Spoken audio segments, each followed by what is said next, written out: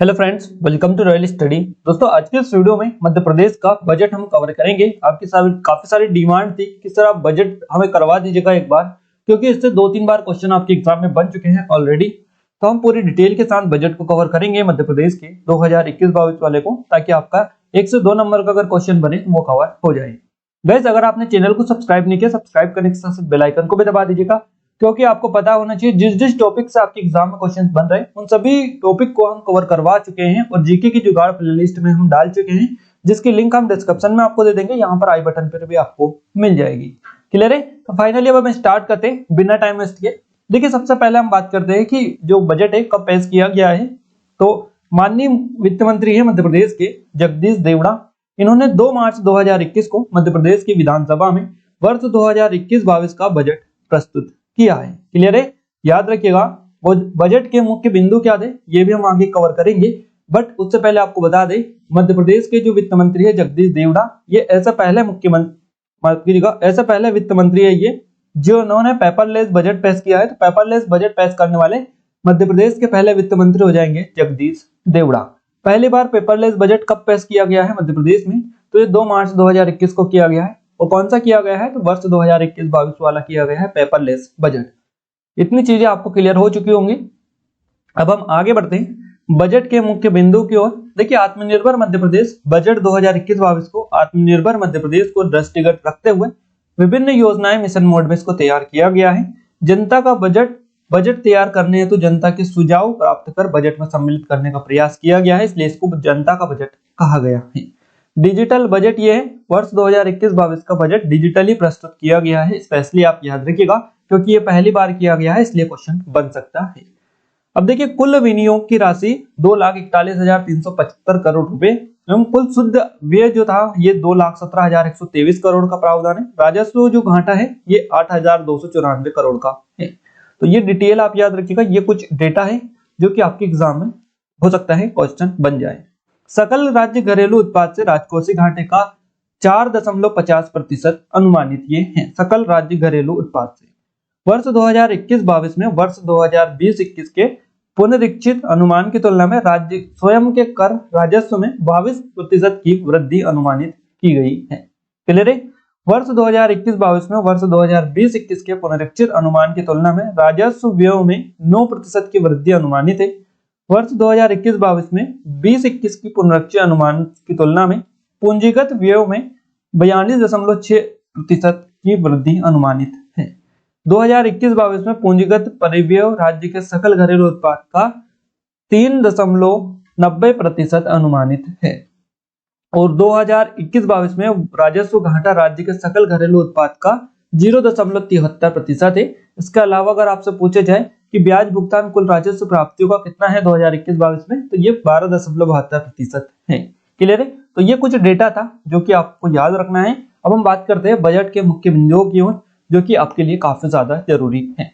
देखिए, अनुसूचित जनजाति की अगर आपसे पूछे जाए कि बजट में 2021-22 का जो बजट पेश किया गया है, इसमें अनुसूचित जनजाति के लिए कितनी राशि का आवंटित की गई है, तो सब स्कीम हेतु 24,911 करोड़ रुपए आवंटित किए गए हैं। इसके अलावा अनुसूचित जाति की अगर हम बात करें तो सब स्कीम हेतु 17,980 करोड़ रुपए इसके लिए आवंटित किए गए, इनका प्रावधान किया गया है।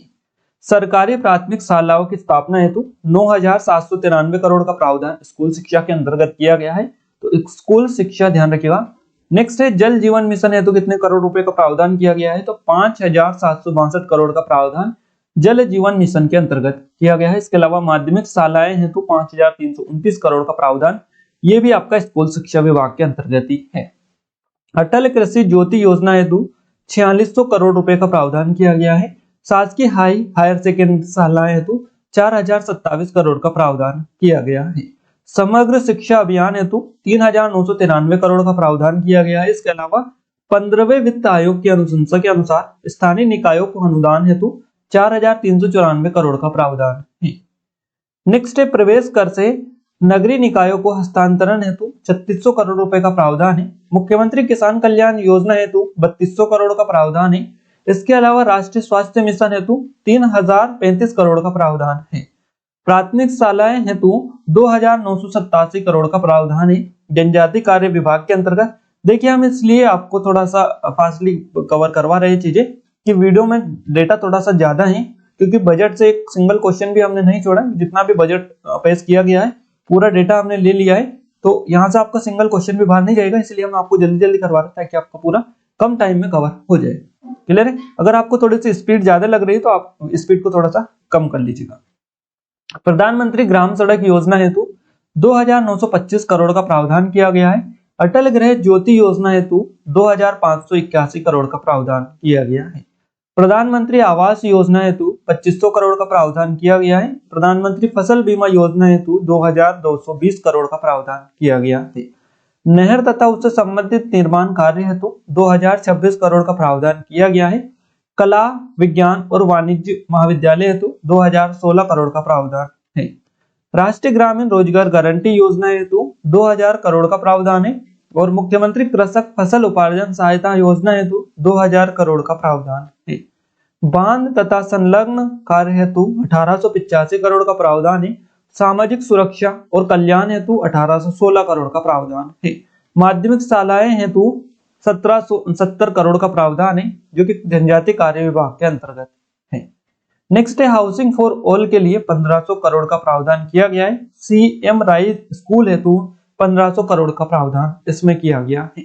न्यूनतम आवश्यकता कार्यक्रम विशेष पोषण आहार योजना हेतु 1,450 करोड़ का प्रावधान किया गया है। इसके अलावा गाइस कृषि पंपों, थ्रेसरों, एक बत्ती कनेक्शन, निःशुल्क विद्युत प्रदाय हेतु प्रतिपूर्ति हेतु 1,301 करोड़ का प्रावधान किया गया है। तो ध्यान रखिएगा ये आपका कृषि से रिलेटेड है। आंगनबाड़ी सेवाएं हेतु 1,272 करोड़ का प्रावधान है। Magnificent MP investment attraction scheme हेतु 1,237 करोड़ का प्रावधान किया गया है। जिला सिविल अस्पताल औषधालय हेतु 1,208 करोड़ का प्रावधान है। चिकित्सा महाविद्यालय तथा संबंधित चिकित्सा हेतु 1,172 करोड़ का प्रावधान है। इंदिरा गांधी राष्ट्रीय वृद्धावस्था पेंशन हेतु 1,144 करोड़ का प्रावधान है। मध्याह्न भोजन कार्यक्रम हेतु 1,001 करोड़ का प्रावधान है। Atal mission for rejuvenation and urban transformation हेतु 1,000 करोड़ का प्रावधान है। सहकारी बैंकों के माध्यम से कृषकों को अल्पकालीन ऋण पर ब्याज अनुदान हेतु 1,000 का प्रावधान है, 1,000 करोड़ का।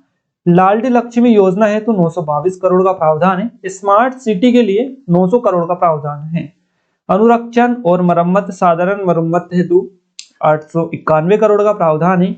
ग्रामीण समूह जल प्रदाय योजना हेतु 878 करोड़ का प्रावधान है। 11वीं और 12वीं एवं महाविद्यालय छात्रवृत्ति हेतु 872 करोड़ का प्रावधान है। आंगनबाड़ी कार्यकर्ताओं एवं सहायिकाओं को अतिरिक्त मानदेय हेतु 870 करोड़ का प्रावधान है। प्रधानमंत्री सड़क योजना अंतर्गत निर्मित सड़कों का नवीनीकरण एवं उन्नयन हेतु 850 करोड़ का प्रावधान है। गहन पशु विकास परियोजना हेतु 884 करोड़ का प्रावधान है।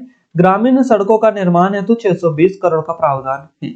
मुख्यमंत्री ग्राम सड़क योजना बाह्य वित्त पोषित हेतु 602 करोड़ का प्रावधान है।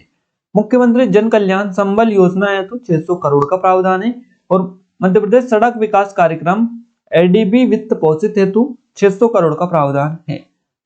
राज्य शासन के उपक्रमों की पुनर्संरचना हेतु ऋण सहायता हेतु 550 करोड़ का प्रावधान है। प्रतिकारात्मक वन रोपण निधि हेतु 550 करोड़ का प्रावधान है। एनडीबी से वित्त पोषित सड़क निर्माण हेतु 515 करोड़ का प्रावधान है। निर्मल भारत अभियान हेतु 500 करोड़ का प्रावधान है। आरटीआई के तहत अशासकीय विद्यालयों को ट्यूशन फीस की प्रतिपूर्ति के लिए 500 करोड़ का प्रावधान है। आकस्मिकता निधि में धन वेस्टन हेतु 500 करोड़ का प्रावधान है। तो ये थी आपकी जितनी भी आपकी राशि आवंटित की गई है, प्रावधान किया गया है, वो पूरी हमने कवर कर ली है। अब हम कुछ स्टैटिक कवर करेंगे, जिससे आपकी जो कि यही क्वेश्चन बना था कि ओमकारेश्वर में तैरता हुआ जो फ्लोटिंग सोलर पावर प्लांट है ये किस नदी पर लगा है, तो ये नर्मदा नदी पर लगा है। ये करंट का आपको क्वेश्चन था, आपका बजट वाला क्वेश्चन आपके एग्जाम में पूछा गया था, तो ध्यान रखिएगा यहाँ से भी आपके क्वेश्चंस बन रहे। ओमकारेश्वर में विश्व के सबसे बड़े फ्लोटिंग सोलर पावर प्लांट और 6 जिलों में नए सोलर पार्क के लिए बजट में ये प्रावधान किया गया था। और ये किस नदी पर लग रहा है, तो ये आपका नर्मदा नदी पर लग रहा है ओमकारेश्वर में, जो कि अभी क्वेश्चन आपसे पूछा गया था। 65 लाख हेक्टेयर की सिंचाई क्षमता बढ़ाने के लिए बजट में प्रावधान किया गया है। पुलिस के 4,000 शिक्षकों के लिए 24,000 पदों पर भर्ती का निर्णय भी इसी बजट में लिया गया। 5 विकासखंडों में कक्षा 9वीं से 12वीं के विद्यार्थियों को स्कूल के लिए परिवहन व्यवस्था का पायलट प्रोजेक्ट का भी प्रावधान है। Chambal progress way Narmada expressway के निर्माण के लिए भी बजट में आवंटन किया गया है। प्रधानमंत्री ग्राम सड़क योजना, मुख्यमंत्री ग्राम सड़क योजना में 6000 किलोमीटर से अधिक सड़कों का निर्माण का लक्ष्य भी रखा गया है। शहरी क्षेत्रों के लिए जल जीवन मिशन लाया जाएगा और 13 जिलों में 86 स्थानों पर बंधन केंद्र का विकास किया जाएगा। 3 विमुक्त विशेष पिछड़ी जनजातियों बेगा, सहरिया और भारिया की 38 आश्रम शालाओं में पायलट बेसिस पर प्री प्राइमरी कक्षाओं का संचालन किया जाएगा। मुख्यमंत्री स्वरोजगारी ब्याज परिदान योजना प्रारंभ होगी।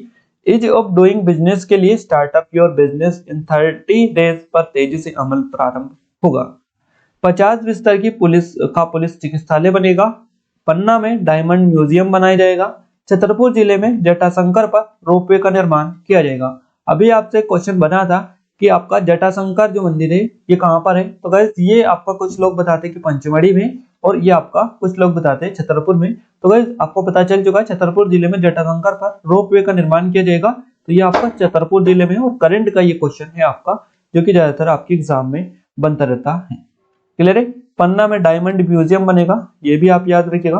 भोपाल गैस पीड़ितों के लिए केंद्रीय पेंशन योजना समाप्त हो जाने के फलस्वरूप मध्य प्रदेश सरकार अपने बजट से पेंशन की व्यवस्था करेगी। प्रदेश में 9 नए मेडिकल कॉलेज के लिए मंजूरी दी गई है। संबल योजना पुनः प्रारंभ की जाएगी। इसके अलावा छोटे और सीमांत किसानों को वर्ष में 10,000 रुपए की राशि मिलेगी। प्रधानमंत्री स्वनिधि योजना के साथ ही मुख्यमंत्री किसान कल्याण योजना का लाभ भी प्राप्त होगा। तो ये सारी आपकी बजट की प्रावधान है। बजट में जितने भी प्रावधान और ये किए गए वो सारी चीजें हम आपको बता चुके हैं।